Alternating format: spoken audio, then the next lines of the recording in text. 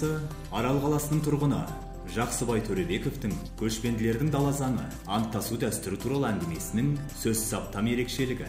Жақсыбай Төребеков жасы 68-де мәдениет саласының қызметкері болған, қазір зейнетте.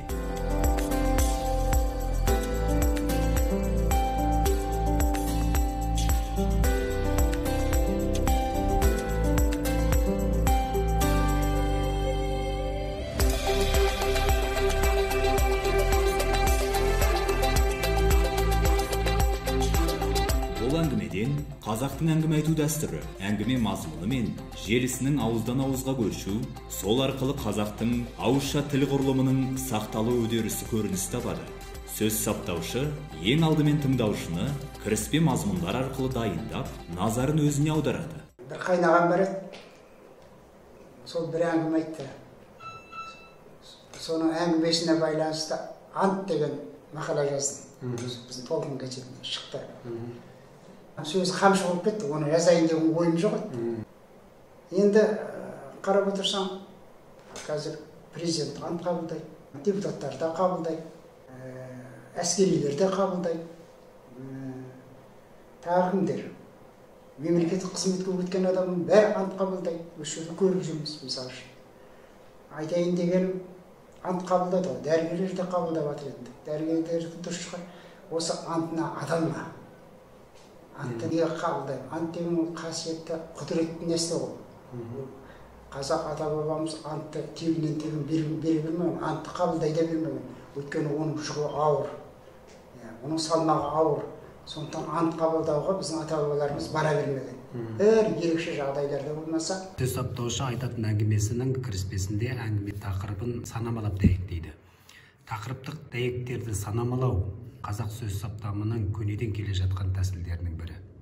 Сондай-ақ тағы кімдер деген қыстырма сұраулы сөйлемдер тыңдаушының зейінін аудару қызметін атқарады. Әңгіме желісін сұраулар арқылы өрбітуде әңгіме айту дәстүрінің дағдымен қалыптасқан байырғы тәсілі болып саналады.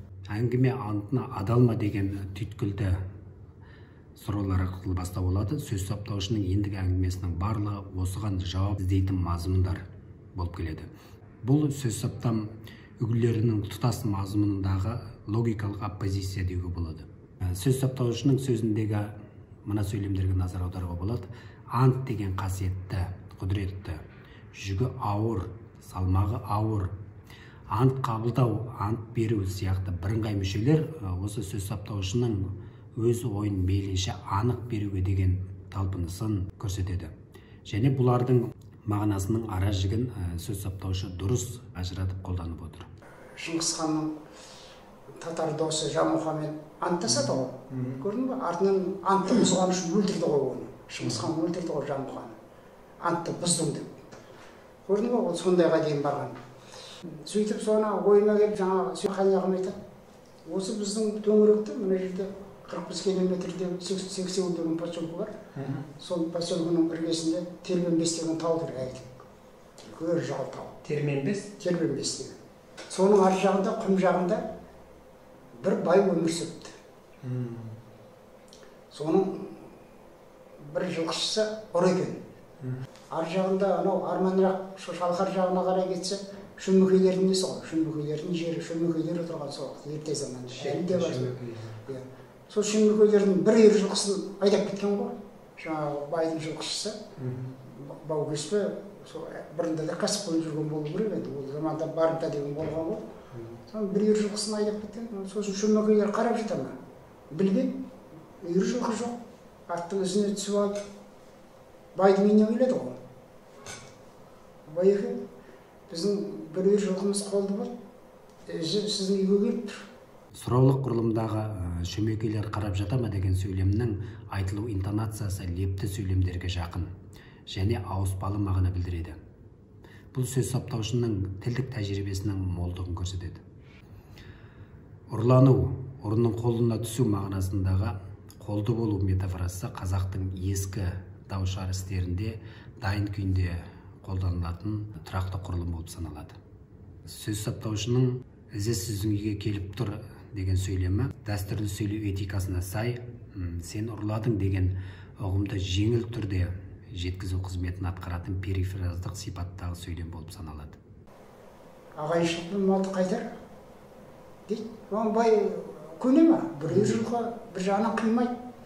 Жоқ, ешқандай жылқы келген жоқ дейді. Жылқы келген болса қайтарып тұрмын, мен не істеймін сендер? Ешқандай жылқы алған. Менің жылқышым деген ол атқа шаққа мінетін адам. Ол қаяқтан сенің біреу жылқыңды барымталап алып келеді. Оған шамасы келмейді ғой деп жаңағы жолатпайды енді.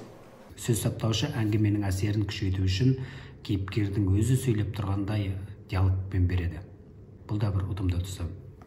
Дәстүрлі сөз саптамның тағы бір ерекшелігі сөз болып отырған зат, құбылыс жайлы тікелей мазмұндап мінездеп айтпай, оның қасиетін, ерекшелігін сипаттау арқылы тыңдарманның өз түсінуіне, аңғаруына бағыттайды. Сөз саптаушының менің жылқышым атқа шаққа мінетін адам деген сөйлемі арқылы осы жылқышының әлжуаз ұрлық жасауға қауқарсыз екенін аңғартып отыр.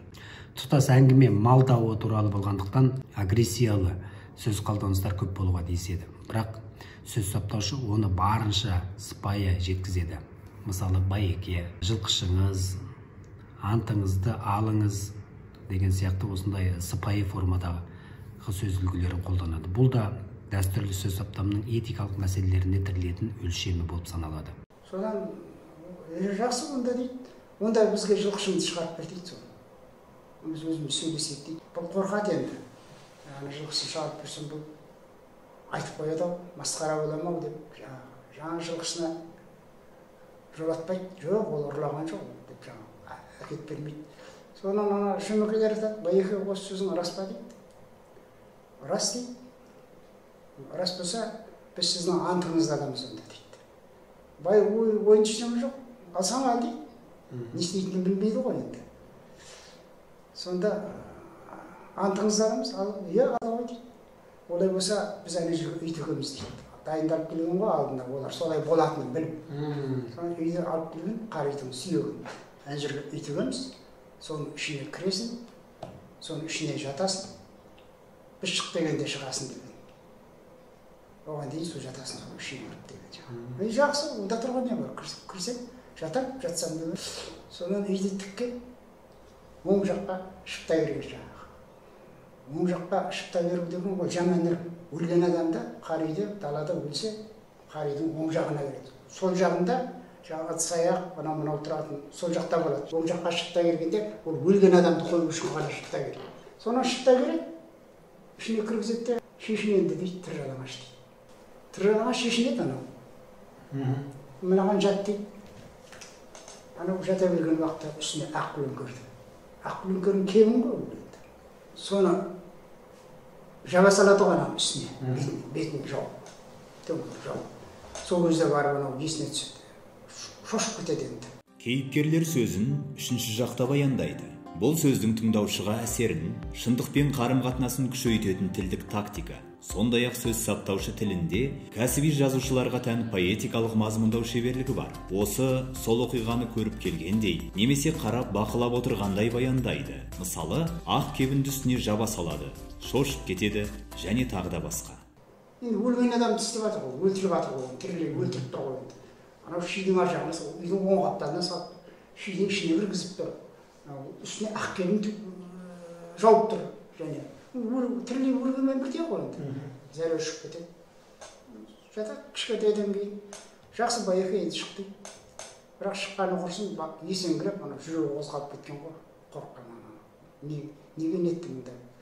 Шығады да үйіне тәлтіректеп барып, айтады, әттеген-ай, антты басқаға берсем де аққа бермеуім керек еді ғой дейді. Енді озамаспын дейді. Сонда ақ деп отырған ақ көлеңкерге бермеуім керек. Үстіне ақ көлеңкер жабылды. Соны істетпеуім керек еді ғой деп дегендегісі ғой. Сол айтқандай ұзамай қайтыс болған ана. Көрдің ба? Анттың құдіретті. Соған оң жағына келгенде не үшін келеді сонда? Себебі бар ма оның? Енді далада отыр қари. Басқа үй жоқ ол жерде. Малдың жайымен отырсын. Енді сол жерде бір адам қазалы болды енді. Адам өлді ғой. Оны далаға қоя алмайды ғой. Үйдің ішіне қояды. Үйдің ішіне қою үшін мына жақта ол сол жақта ши тұр онда да. Бірақ ол жерде сенің тамағың, ыдыс-аяғың бәрі тұр. Оны тазартып далаға алып тастап, ол жаққа істей алмайды. Сондықтан қазақтың ырымында сол оң жаққа ши беретін болған. Соны өлікті соның ар жағына қойған, сосын шидің ішіне. Үстіне ақ кебін жауып, ақ шүберек жабады, қолына түскен жабады ғой. Ол қазақтың жаңағы бұрынғы өлген адамның қою дәстүрі ғой далада. Енді қазір қалалы жерде олай емес қой.